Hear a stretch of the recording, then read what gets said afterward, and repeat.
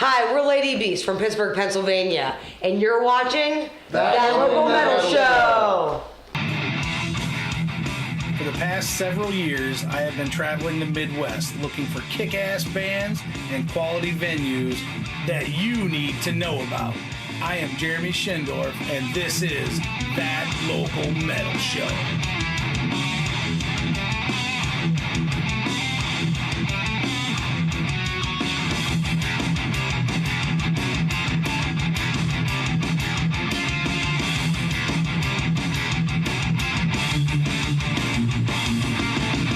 Hello everyone, and welcome to another episode of That Local Metal Show. In the studio with us today, Lady Beast from Pittsburgh, Pennsylvania. So go ahead and introduce yourselves and tell everybody what you do in the band. Hi, my name's Deborah Levine. I'm the singer of Lady Beast. Hey, I'm Chris Strichler. I'm the rhythm guitar player. I'm Greg Calesi, I play the bass. And I'm Adam Ramich, and I play the drums. And they have another guitar player, and he lives about, 4.5 hours away from Pittsburgh? Yeah, he lives in Rochester, so he's still on his way here. Yeah. But his name is Andy Ramage, the brother of Adam Ramage. So they say. So nobody's proven that It's yet? not proven. So we'll start very basic. I mean, how long have you guys been together, and what was the inception point? How did this happen? Me and Greg were originally in another short-lived band together called Long to Hell, and one of our songs was called Lady Beast. After that band disbanded, we decided to keep going. We liked the name Lady Beast. The song kicked butt, so we kept that too. Oh, really? And then we searched for a new group. Yeah. We found that group, and then that group, Not right away, we found an intermediate group, and then we landed with this one. yeah, it took until, so we formed in 2009, and 2011 was when Adam and Twiz joined the group, and we kind of started solidifying what would be Lady Beast. Right on. Then Andy came into the band about almost 2 years ago. 2 years ago. Yeah, about that. And recorded on Metal Immortal, and now we are complete. Very nice. Now, the band that you two were in before, was that a power metal type? We tried to be. We had more punk players Yeah. than actual metal players, so Yeah. it was this like interesting punk It metal. was punks trying to play metal. Yeah. Learning it as we went. Yeah, Nice. basically. So let's talk a little bit about each of the albums. We'll start with the first one. I mean, I've listened to all of them in length. There's always a progression, and of course you love your newest stuff most, it seems, because you're so tired of, I played this song 8 million times, and then this song 4 million times, and as it comes newer, can you give an evolution of the first album to Vicious Breed now? I mean, you feeling yourselves grow as players? And Oh, definitely. I mean, I would say the first two records were Lady Beast trying to find its sound, Sure. I guess. Again, with the first two records, we had a different lead guitarist that wrote, the majority of the songs. We were always kind of back and forth with him. We kind of felt like we knew what we were going for. Yeah. I feel like he kind of had his own idea. So fast forward to Metal Immortal, and I think that's where we kind of found what we were going for. with your brother coming into the fold then? Yeah. I just think the dynamic of the band just changed a lot when Andy came in. Sure. We were able to do a lot of things that we wanted to do in the past, but just playing styles kept us from doing. So yeah, the progression to the newest record. I mean, when I sit down and listen to them, it's you just see a timeline of the band, and everyone in the band, it gets better and better, or the band just gets better working together. The newest record, Twiz did, he was kind of the workhorse as far as writing goes, but I kind of feel like Vicious Breed wrote itself for the most part. We just kept going with what we were doing with Metal Immortal, and I think that might be what our plan is for the next one. So Yeah, our sound kind of gelled. like Lady B, the first album, like I joined after all the songs were written on there, and originally they were just like one lead guitar player, and then they asked me to join.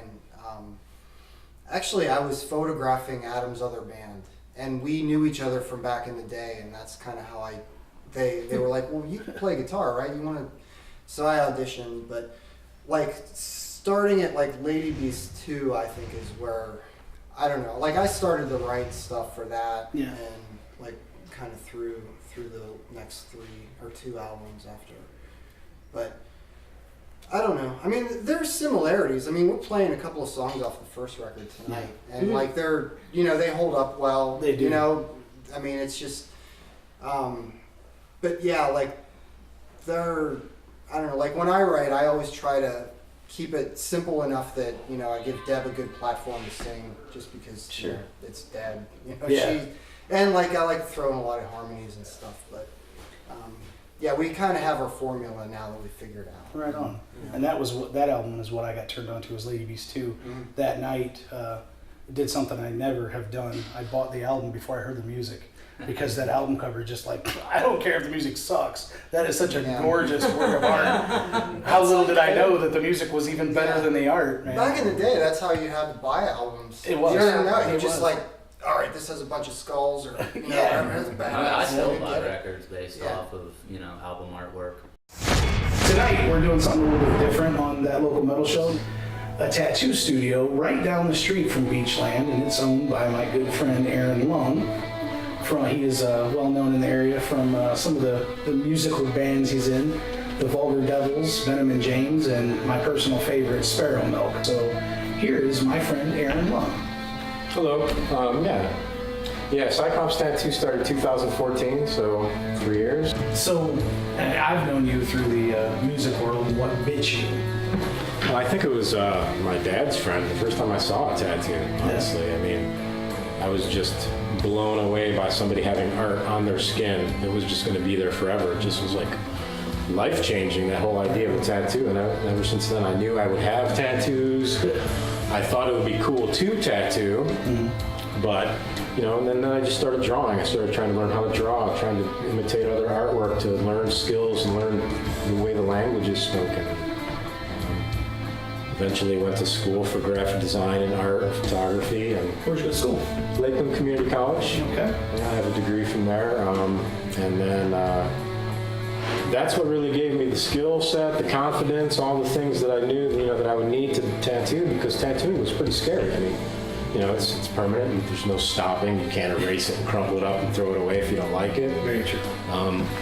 And so that idea, of finally having the skills to be able to do it and the confidence to be able to, just approach someone's skin and permanently change that. How did you learn? Well, a lot of just the art skills, just self-taught skills. As far as the tattoo training, I was trained under Mike Martini, original prankster dude. Super talented musician, super talented artist. Great dude. I apprenticed under him at Square City Tattoo in Chardon, Ohio. We were friends, and I approached him to start training. I apprenticed for a year, and I worked with him for a few years, and then I branched out and worked at some other small shops, and then the opportunity to start my own space in the Waterloo district came about, and I just couldn't pass the opportunity. Oh no, this is a great location. Not like any other tattoo studio. No, I mean I have a world-class concert venue across the street. I have 2 great record stores, art galleries everywhere, in all different kinds of mediums, from fabric to ceramic, traditional painting. It's an artist district where they support the businesses. I mean, I really couldn't ask for more of the space. I have a garden with a fire pit and a stage, and the first time I came here, there were people on the stage doing yoga. There's that little art gallery, and everything is such a cool. The whole building is filled with artists. I mean, it's really kind of unlike a lot of stuff that's in Cleveland. I feel pretty fortunate. Yeah, it's so unique compared to any other tattoo. I've been to quite a few tattoo studios. There's none like Cyclops. I've worked in street shops where it's just kind of get the next ass in the chair. Yeah. And that doesn't appeal to me. I mean, we've all been tattooed. You know what it's like when you get treated properly. It just the whole experience is better. Absolutely. It's big about experience. You know what I mean to me. Mine was very pleasant here. I mean, we sat in that chair and we talked music for hours. Yeah. I kind of forgot I was getting We had a lot of good conversations. Oh, we did. We talked about everything. Yeah. And had music playing in the background. It was so comfortable. Nobody ever walked in. And this is the most comfortable place you could ever go for a tattoo. And how would people go about getting a hold of you? Well, honestly, the best way is to either contact me on Facebook at Cyclops Tattoo or, on my phone at 440-796-7708. It's pretty easy. I'll respond to pretty much everything. And so I set it up like a private studio. So I'm not open like regular hours for walk-ins. I will be more throughout the future. I definitely have plans to do more things with the space, have more events. Because again, this neighborhood, they have all different kinds of things going on all the time, different art shows. And so there will be some more walk-in hours, but it's mostly all private studio. So just contact me normal ways on Facebook. So you get great conversation and great tattoos at Cyclops. I love we pulled up at Cativo and you guys were outside and I pretty much threw albums out the window for you guys to sign them and we went and tried to find a parking lot in downtown Pittsburgh. Holy crap. Yeah, parking over there sucks. That's the only thing that's kind of iffy about there is trying to find something within a few blocks, but the venue is great. So speaking of the venue, what are some other Pittsburgh area venues you really like to play? I mean, I like, as far as like mid-sized places or bigger places, Mr. Smalls is always awesome to play It's at. an old church Oh, in yeah. Millvale, super cool. I mean, There's a bar down the street from our house called Howlers that's very fun. It has a stage. Yeah. Sometimes, when I say that, I feel like it sounds funny. I'm like, they have lights and a stage. Yeah. You don't get that all the time, and that sounds kind of ridiculous, but Pittsburgh's kind of weird with their venues. I mean, I would have to say the best ones are the bar venues. Where my favorite. The bigger ones besides Mr. Smalls or Cativo's kind of a bigger one. Spirit. They're just all kind of Spirit's Spirit. cool. Spirit's I've never been to cool. Spirit, It's very close to Cativo. Okay. There's not that many venues though. Yeah, there's a to be lot. honest. There's a lot of That goofy size. ones. There's an all ages venue where we practice that's gonna start up again. Called the shop. Called the shop, but it's literally just a room in a warehouse with a wood burning stove and a garage door. Yeah. DIY But it's the shows. best summer That's what I spot. The bands don't sound the best, but it's a great. It's It actually- always has a great turnout, It's and fun, you can yeah. party. So back to the albums, the first three were on your label, Cobra Cabana. Yeah, I'd started that just to put out my own band's records at first, and then I Sure. did a few other. I've pretty much scaled it back to that Yeah. because sometimes you put out a band's record and they broke up the next day, Yeah. and then you're just stuck. Stuck with all Stuck with a the bunch stuck of with all the vinyl. wax. Sorry about that. Yeah, it's okay. Sorry about that. It's cool because Dusty opened the record store now, so I can sell him back all of his band's records. Nice. It all worked. It's full well, circle. Yeah, it totally yeah, worked out exactly. great. It was a good run doing it though. I think I always did just bands from Pittsburgh rather than like a genre specific label, which was probably to my detriment because it's easier if everything's kind of more similar on a record label. So everything moved around. I'd done a Submachine record and a Zeitgeist record. So Lady Beast is the only thing on it that's like a metal record, really. You know? Okay, I got you. But yeah, now it's with Cruz del Sur, so it's really nice that it absolves me of having to put out the record as well. You can just play. I can just play the bass And on the enjoy record, that. and it's out of my hands. So how did that come about, getting signed to them for that's just vinyl release, right? Nope. No. Vinyl, digital, Everything's- CD. okay. I got in touch with him a while ago, and we were going back and forth, and I could tell he was interested, but I feel like he wanted us to prove, that what we've done. Yeah. And I feel so I got in touch with our old label, Inferno, who did our CDs and cassettes, and I was like, where are you guys, on your CDs, He's like, we're actually, sold out. I was like, wow, you guys made 1,000 of them. We're almost sold out of the cut you gave us. Nice. I was like, dude, we've sold thousands of albums. How great does that sound? So freaking cool. Because to be honest, like, we've really done everything on our own besides from before the help with the CDs from Inferno and distribution through them. But we mainly did the rest of the distribution just Yeah, ourselves. you guys are very DIY and respected in the community because of that. For sure. You don't And have now that third it's with like with party. Cruz. So once I told him that, I was like, dude, like, we've actually sold thousands of albums. He was like, you guys work hard, you know? Like, I know you guys, we didn't need to send him demos. He's like, I know Right. it's going to be good. Like, let's do a contract for this album. Thank you so much. This is our last song. We love you guys. Keep up the good work.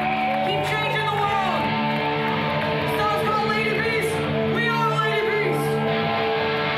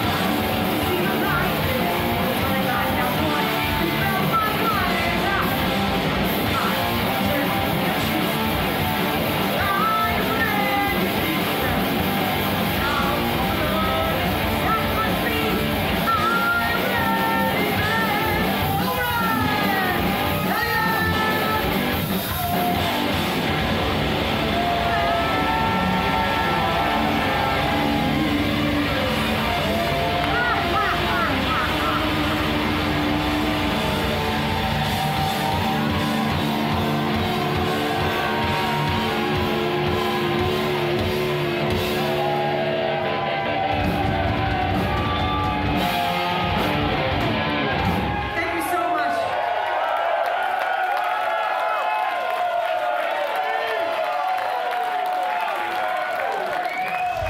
The artwork that once again back to the vinyl thing, that's something that always stands out, and yours are definitely that time frame in Americana heavy. It's some of the greatest. I mean, the blue always just popped at me, but every label it tells its own story. Yeah, Adam and I are like we're really into like Iron Maiden Power Slave artwork, Yeah. and that was kind of I could see the it. inspiration because it's like a blue and yellow, and I don't know. I just that album for me is like my favorite cover that they did. This was like 4-song EP. Yeah. So we're like, let's keep it simple. So originally this was just gonna be black jacket, this on the cover. But the guy that does our artwork now, Carl Donner's his name. He sent us this one, like, it catches your eye a lot better than just a black sleeve. Yeah. So, we roll with that, and like then we the had color him pop. do this guy too, and he's done some shirts for us, and he does a lot of stuff for a lot of Bands big and- bands and up and coming bands. So Definitely great. It accompanies the music perfectly. yeah, It's not, off to where you would never guess. When I look at that, it sounds like what it looks like to Yeah. me. If I were in a record store and never heard of Lady Beast, I'm like, oh, that one's going in the cart. Oh, that one's going in the cart for sure. Who are some local Pittsburgh bands or in the area of Western Pennsylvania that you guys really like working with? Like being on shows with? Brimstone Coven, obviously. Okay. Crucis. Cruises. Tartarus. We Tartarus. had Argus. They rhyme. yeah, all the ones that rhyme. Oh, just the bands that rhyme. Keeps it easy. Tartarus, Toys R Argus, It's Toys R Us. I heard they're pretty heavy. Yeah. Who else is out there? Lots of bands. So Greg's in another Manglers. band called Mower. They're Okay. fun. Yeah, there's a band called Mud City Manglers. They're awesome. Yeah, I've heard of very few of these. That's hard to do. They're not like metal bands. Yeah. Yeah, some Some of them are, but Pittsburgh's very eclectic. Like we'll play with punk bands and then metal, like a black metal band, Sure. all in the same show. And like some of them are rock and roll bands, and some of them are, yeah. That's kind of the cool thing about it being a small scene. yeah. Right on. She's like one band holding down the genre. in Right, Pittsburgh. for And each then there's, like, genre. There's Tartarus one is band like holding that- it is a down. death metal band. And then all these Mower, little the New Wave of babies British of- heavy metal band. Yeah. Totally. Crucis is that like 70s Stone rock, rock. revival kind of sound, Very cool. This week's segment of On the Radar, we're going to talk about Oshkosh, Wisconsin's Atala. Four-piece doom band, if you will. Stoner, grungy, real chunky, chug type doom that I love so much.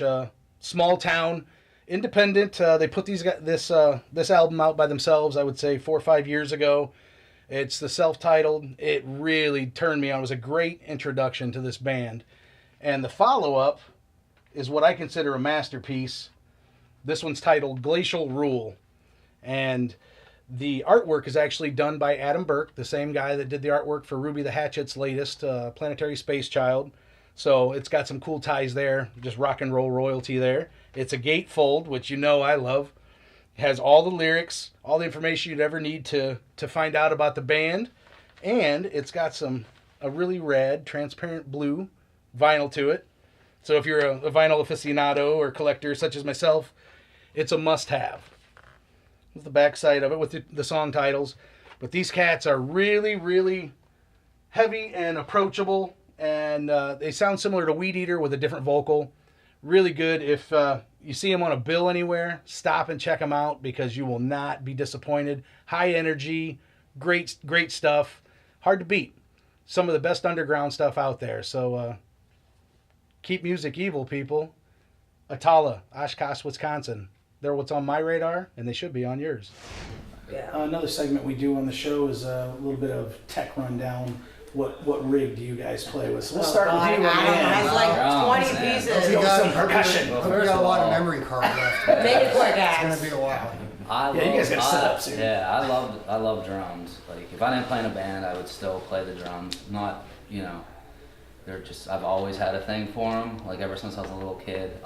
Currently, I play a Tama Star Classic kit, and I've been slowly buying pieces for it for about the past 6 years. So it's like a big double kit, and I love it. And they use Zildjian cymbals and wooden sticks. Yeah, wooden sticks. So that's pretty much it. Gregor? What's your bass rig? I play a Rickenbacker bass because Lemmy is the biggest influence Nice. there. I play with an Ampeg SVT Classic with the gain and the treble all the way up. It sounds a little grindier than how the style would usually go. Yeah. And I play with a pick. And kids, if you want to play bass, don't ever let anyone tell you shouldn't play with a pick. It's good enough for Lemmy. It's good enough Yeah, for Lemmy Phil did it. Lynott. It's good Yeah. enough for you. That's always the argument too. Yeah. Lemmy did it. Shut Lemmy up. did it. Yeah, exactly. Whatever you're gonna say, it doesn't matter. Lemmy did it. Lemmy did it. And Phil. So. Right? Yeah. What about you? I might talk longer than Adam. So I I collect electric guitars. I like a lot of them. In our band, I play either Reverend Volcano. I have an endorsement with Reverend, so I play one of those. I also designed and built like a guitar for myself from parts from Warmoth. And basically, it's like a Fender Strat shape, but just has a humbucker and then like a string through. Like it's kind of a mix of a Fender and a Gibson, I guess. Right. Amps, I play primarily like for gigging out and stuff. I play like a PV 5150. When we record, I use a PV VTM 60. Pretty simple. I use a Soul Food overdrive, and that's about it for me as far as my rig goes. And as far as Andy, I use a microphone. Yeah. You ever do wireless, or you always? Just Santa. AKA Santa Ramage got me a wireless mic like a couple years ago, so I rock that. It's a Shure thing. And Andy, he's like the Marshall guy. Yeah. JCM 800. Splon, Gibson, modded JCM 800.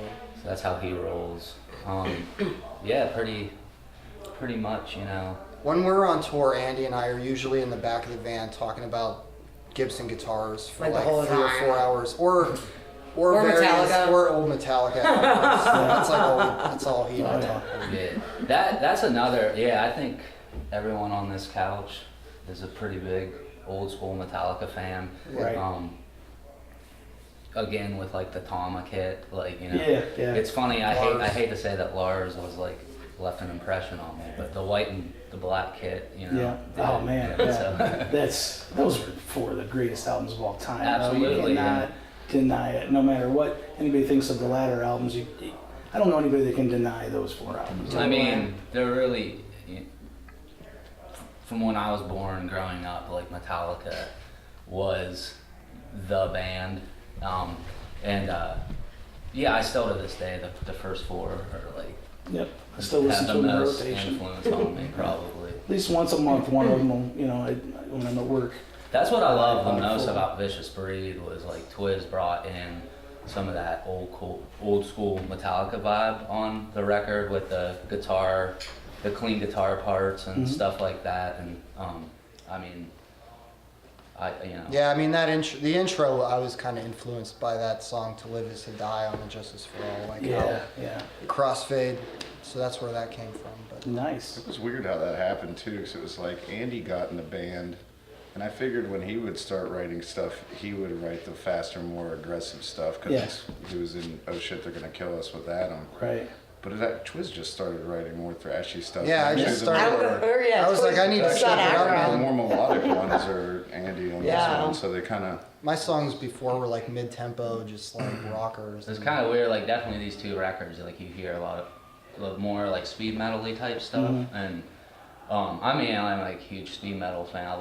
That's like kind of my thing on the drums too. Yeah. So like even joining like these first 2 records, like I was not a rock drummer, and it took me a while to get at the swing of things, but now the way things are going, I mean, I guess this is what happens when you put speed and new wave together. Yeah. I don't know, but It's what's definitely your going own on. sound. Yeah. I mean, the evolution of those 4 albums you can't deny it, and it's come to this culmination with Vicious Breed that I can't get enough of, and I think the majority of people will feel the same way. I'm proud Thanks, of it, man. Jeremy. We worked hard on that record. For sure. And it sounds like it.